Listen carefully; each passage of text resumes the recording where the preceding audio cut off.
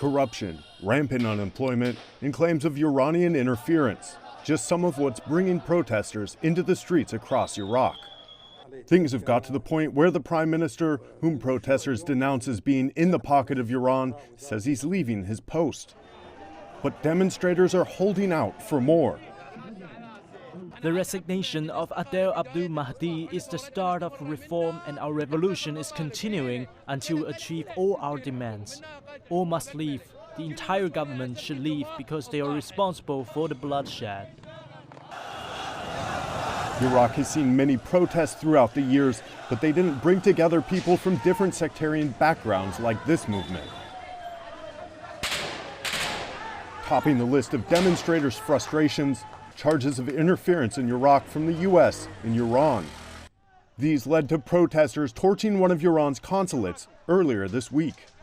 The Intercept website says it has received leaked diplomatic cables from Iran, which purport to show how entrenched Tehran's influence in Iraq is. The first article, published in partnership with the New York Times, sums up the findings.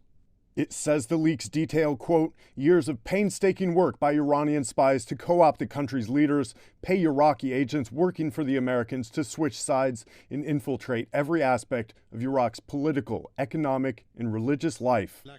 Abdul Mahdi faced a nexus of internal and external pressure during his tenure as prime minister. Earlier this month, he called for Iranian-backed militias operating in Iraq to be reined in, a move that would benefit the U.S. The extent of Iran's influence remains hard to pin down, with Reuters reporting Tehran is backing militia groups deploying snipers to help put down the protests. But what is crystal clear is the anger felt by demonstrators, many of whom are struggling to survive in increasingly adverse conditions. As a young man from Basra, Iraq, I've lived in a deprivation and hunger for 16 years. My life has been briefly described as injustice after injustice. Iraq's president now has to appoint a new prime minister. Whether a change in leadership is enough for protesters will determine how long violence continues to rock Iraq. Timothy Ulrich, CGTN.